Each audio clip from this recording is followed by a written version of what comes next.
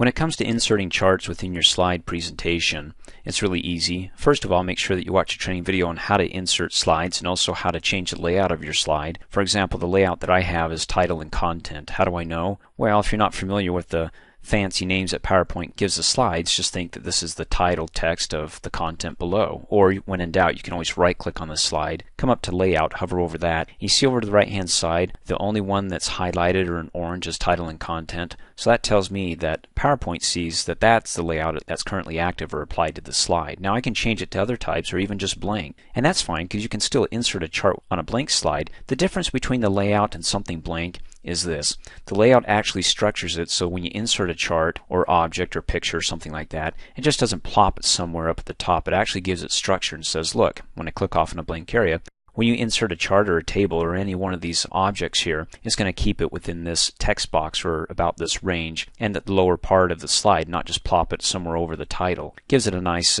layout. So once I have my layout selected, all I have to do is hover over and click on the Insert Chart button. Or even if you still have your layout here, you can still come up to the Insert tab, go to the Illustrations group, and click on Chart.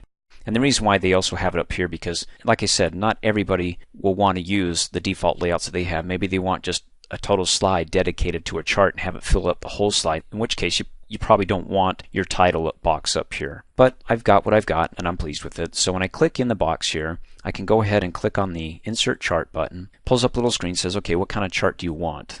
Do you want a column chart? I mean, you can scroll through this and find pie charts and find bar charts. In fact, again, PowerPoint is trying to give you something to work with as far as presentation goes. If you want to know more about charts, you want to watch the Excel 2007 Level 2 training video, and you can get a little bit more in depth. But I want to give you enough in PowerPoint to make a nice presentation. If you choose to use charts, let me go ahead and scroll up here. So what I want to do is I want to use the column chart. I mean, I could use a trend line saying this is how the trend is going when it comes to ghost hunting. Every year it seems to be that there's more and more paranormal activity, so you can see the trends going up.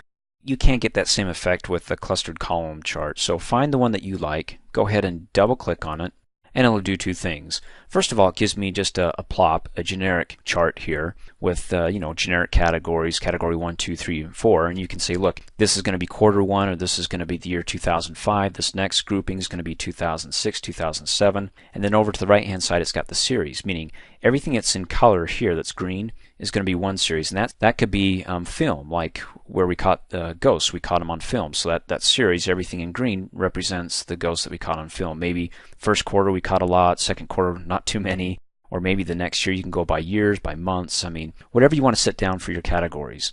It could even be more to the point sales, like saying, hey, look, green represents, or the series of green is gummy bear sales. I mean, wow, we really shot up in the first year and then second year and so forth. I mean, you see, there's not too much of a difference except for presentation when it comes to setting your trends, except with the chart, you have to actually bounce and look from column to green column to green column. Where if you had the trend chart, it'd show the lines going up and down, just like the stock market there. The second thing that you didn't see is I have another screen. Let me go off to the left hand side here, and I'm going to click and drag and bring in my Excel spreadsheet. That also pops up. So this is the first thing that you're really going to see. It's going to pop up right in front of you and saying, look, I got default data. I gave it a label of category 1, 2, 3, and 4.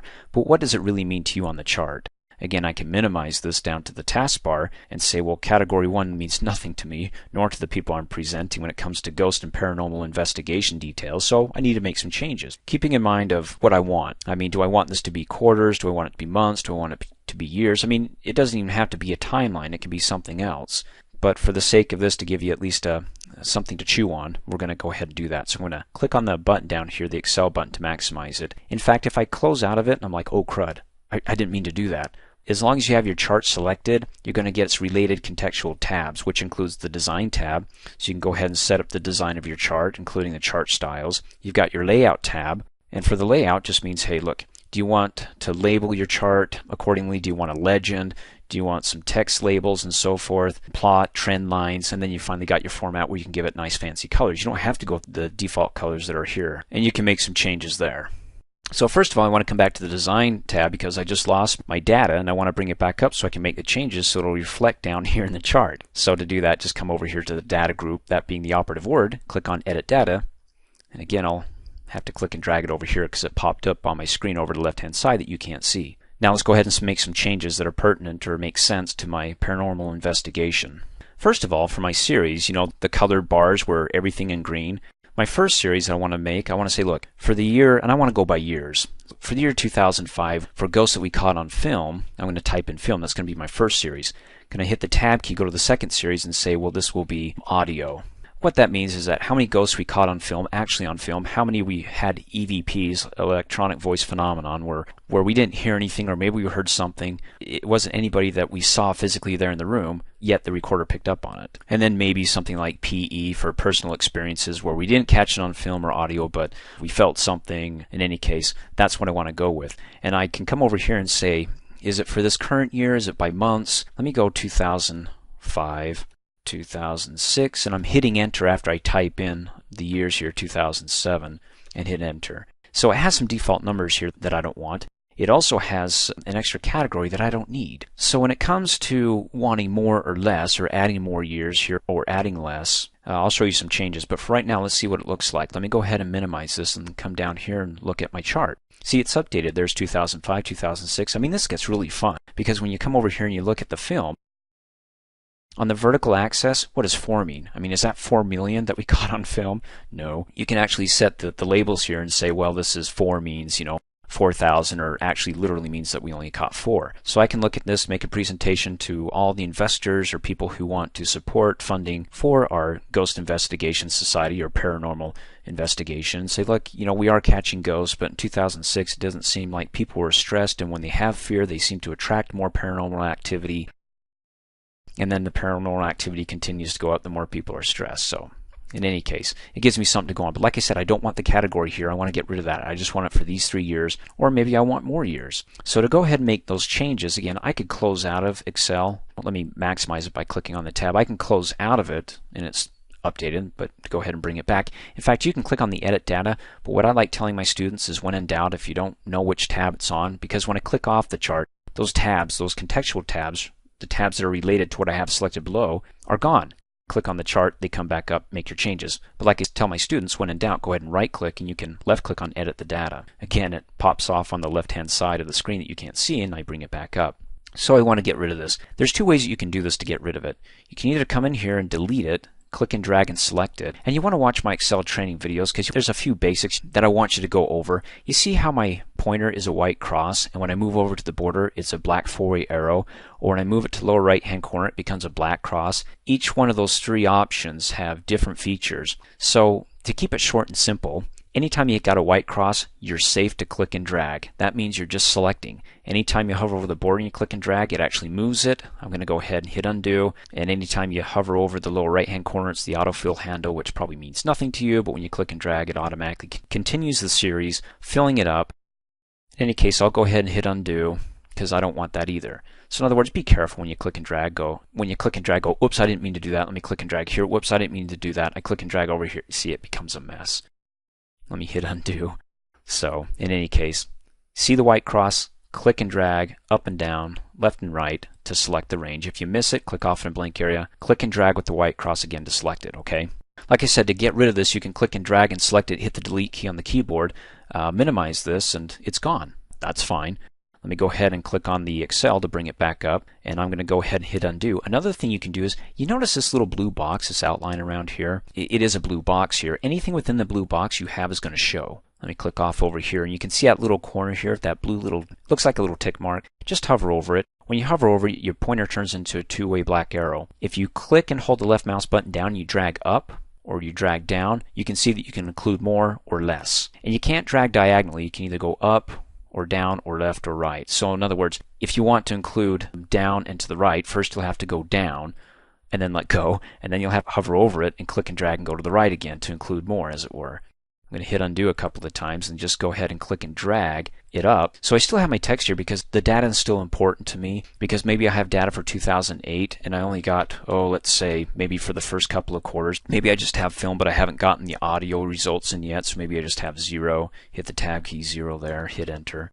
I mean, that's fine. I still have my data, so I can go ahead and close out, but at least it doesn't appear on my chart here. And notice the difference between the two. Let me go ahead and right click on the chart here and go back to edit.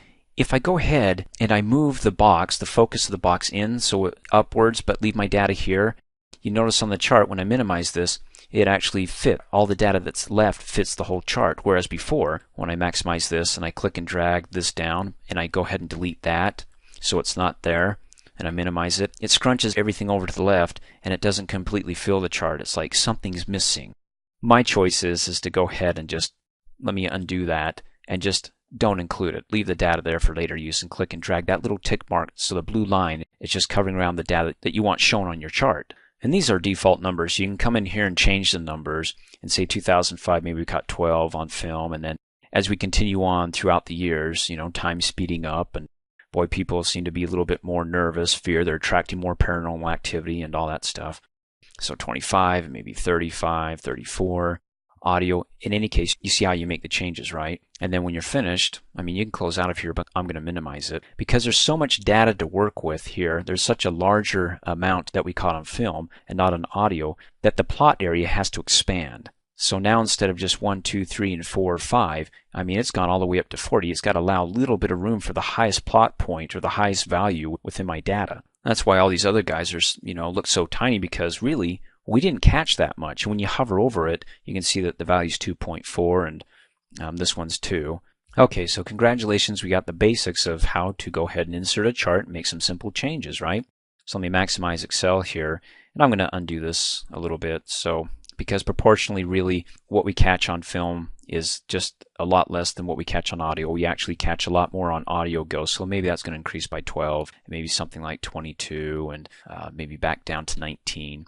Personal experiences, it seems like almost everybody has them, but we're talking about the crew here on set, somebody that we feel may be a little bit more reliable than somebody who just wants attention or us to come out with their cameras, right? So maybe personal experiences is just a little bit or about the same.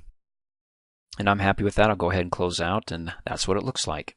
A few more things before we end the training on how to insert charts. Like I said, Excel Level 2 with charts has got a lot more details than what you see here. But with my chart selected, I want to show you how to add a chart title. You could have an ongoing title here from slide to slide up at the top saying, hey, this is, Dreamforce, but then actually have specifically what's applying to the chart. If you want to add it, just be sure to select the chart, come up here, click on the Layout tab, and then come over here to the Labels group and click on the Chart Title option. Default's none. We want to go ahead and do it center and overlay the title or just above the chart. So I'm going to select above the chart. It automatically adds a default little text box here, and it's got the default chart title. Go ahead and move your pointer within the text box. Double click or triple click really fast so you actually select it, then just go ahead and type over it.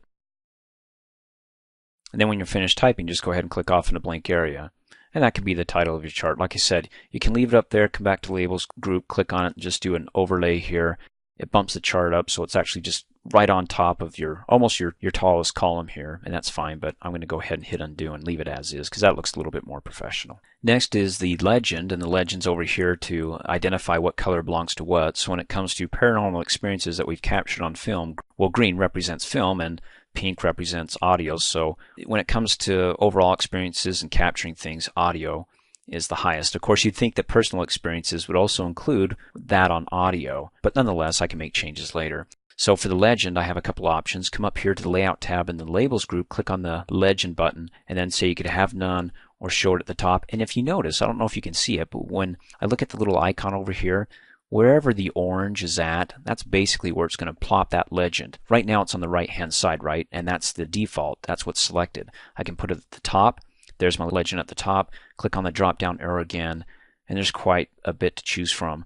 This one actually overlays it on the chart here, and you can see it as it begins to overlay over the bars, and I don't like that. And so I'm going to go ahead and hit undo a couple of times. But remember, if you closed out of your chart, now of course your undo button's not going to work when you close out and open up PowerPoint again, so then you'll have to come back to Legend and make the changes there and just say, look, I want it back to at the right, not overlaying on anything, and it looks nice. Another thing that I really like about the chart that I'd like to add is data labels. In other words, I can look at this and kind of eyeball it and say, well, this is about almost to 5 and that's almost to 10. But if I want to get specific and I'm doing a presentation to my shareholders and so forth, and they want exact numbers, well, why not go ahead and just actually give labels on each column here? And to do so, just come up again on the Layout tab to the Labels group and then click on the Data Labels button.